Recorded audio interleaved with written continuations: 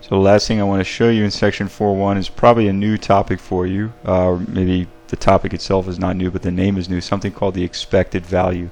And a great example of this would be if you're playing the lottery. Okay, what's the expected value of playing the lottery? It basically means how much over time on average would you stand to win or lose. Because obviously you could win the prize and win millions of dollars or whatever it is, but most of the time when you play the lottery you're going to lose. So roughly speaking, how much money would you win or lose per ticket that you buy? Okay, similar type of thing is done in a lot of casino games. If most people knew the expected value of playing in a casino game, they probably wouldn't play. But after this video you will know, and enough to steer clear of casinos, I guess. So you might recognize this formula, expected value. This is actually the formula for mu, or the average. Okay, one of the differences here is that expected value can be negative, even though probabilities, like we said in the past, probabilities can't be negative, and you'll see why that is.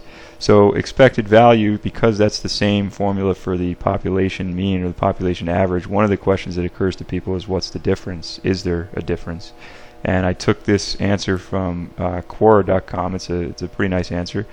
The answer is basically there is no difference. There are two names for the same thing, but you usually use them in different contexts. Okay, so the name fall and the name autumn are actually two names for the same season, but maybe you use one of them in certain contexts and another in another context. The same thing here.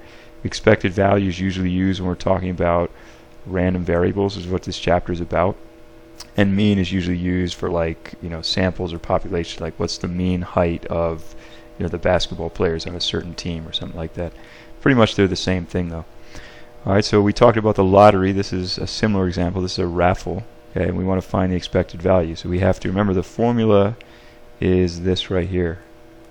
Okay, the formula means we have to, and you could obviously do this the calculator way as we did in the previous problem. Remember, each of these x values is, in our case, it's the gain or the loss. Okay, so we'll talk about that in just a sec. And then probability of getting a gain and a loss. So you have 1,500 tickets, $2 each, and you have 4 prizes. Okay, you buy one ticket. What's the expected value? How much do you stand to gain or lose? Okay, well, you have a very small chance of winning because there's only 4 prizes out of 1,500 tickets. So let's figure this out.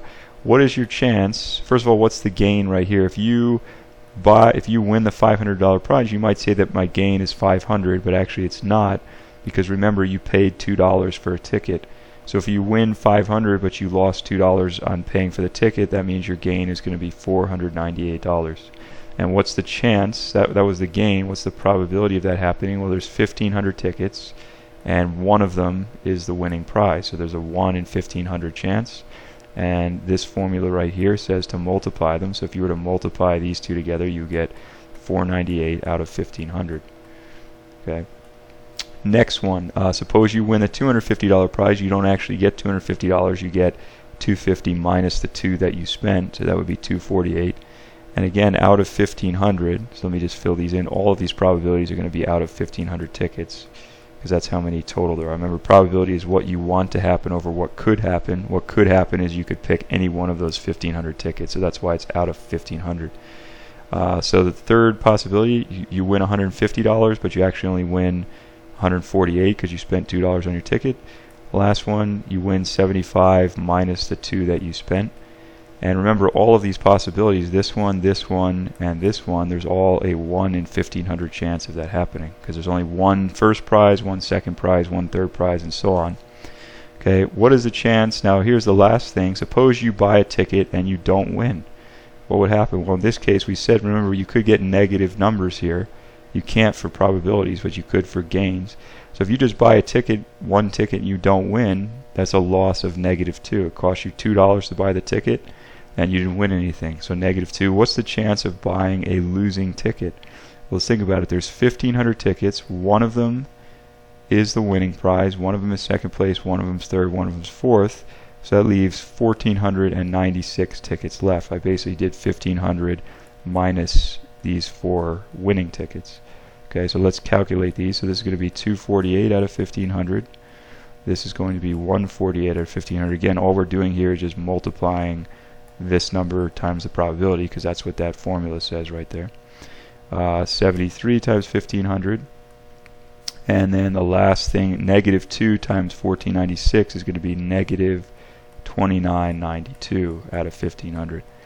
Okay, what should we do with these numbers? We should do what that symbol means right there, which means add them all together. And that's going to be plus a negative. So when you do add those together, you would get something out of 1500. I don't have a calculator with me, so let me just try to do this. 750, 900, 975 minus, you might want to check this obviously a little bit faster. I think these are going to add up to 967.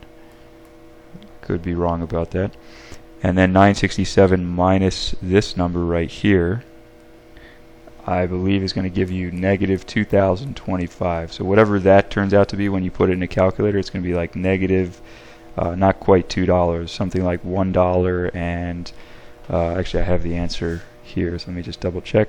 Looks like 135 roughly. So that means every time you play this raffle, you are losing on average $1.35. You might say, why am I not losing $2?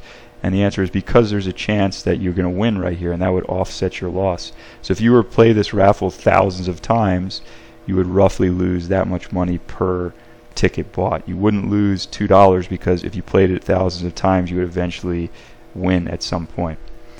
Okay, a couple more things I want to mention with absolute value, or sorry, not with, what am I saying, absolute value, expected value, before we conclude this chapter. Okay, so if this page will load, so you could see there's the table right there. That's just the table that we filled in. You can see how they do the calculations, and we interpret it by saying the expected value is negative, therefore you would expect to lose overall.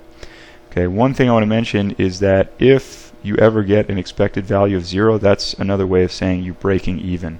Okay, you would not expect to either gain or lose. So that means it's a fair game. And in casinos, they never have expected values of 0 because they don't want to break even. They want to win money. So games of chance, like the one that we just played, a raffle, okay, they wouldn't design a game of chance to have an expected value of 0 because that means they would neither win or lose money, and that's not what they want to do. They want to win money. So I encourage you to pause it right now and try this problem. It's a similar type of problem. See if you could do this. Pause it, and I'm going to show you what the answer is right now. Okay, the answer, here's the setup right here. Here's the table, and it turns out to be negative $3.08.